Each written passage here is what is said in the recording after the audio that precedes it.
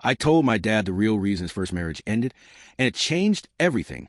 I was 28 when I learned a secret that had been buried for over 20 years. My aunt pulled me aside after a family barbecue. She looked nervous and said, "Your dad never knew the truth about his first marriage." I thought she meant there had been some misunderstanding.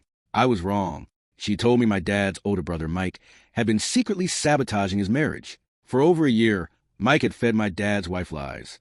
He claimed Dad was seeing another woman. He showed her fake messages and made up stories. Why? Because he'd been jealous of my dad for years.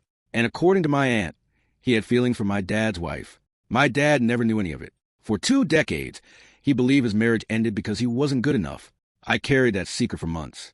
I didn't know how to tell a man that the worst chapter of his life might have been built on lies. Then came Christmas.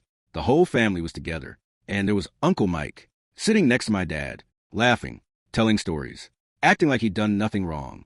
At one point, Dad smiled at him and put a hand on his shoulder. I couldn't take it anymore. I asked Dad to help me grab something from the kitchen. As soon as we were alone, I said, "I need you to hear me out before you say anything."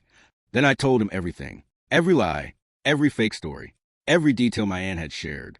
Dad didn't interrupt once. He just stared at the counter. Finally, he asked, "How long have you known?" I swallowed. "About 8 months." He nodded slowly. Then he walked back into the dining room. Everyone looked up. Dad stopped at the end of the table and looked directly at his brother. He said one word, "Mike." The whole room went quiet. My uncle smiled. "Yeah." Dad took a deep breath. Then he asked, "Did you tell my first wife I was cheating on her?" The smile disappeared. Nobody moved. Nobody spoke. Mike laughed nervously. "What kind of question is that?" Dad didn't blink. He just said, "Tell me the truth." My uncle looked around the room. For the first time in my life, he looked scared. Then he said, "It was a long time ago."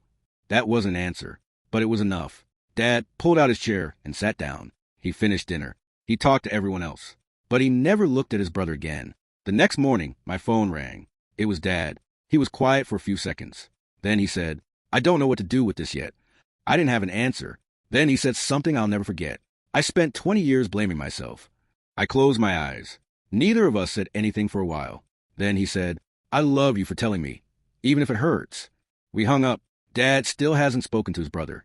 Maybe he never will. But for the first time in 20 years, he finally knows it wasn't all his fault.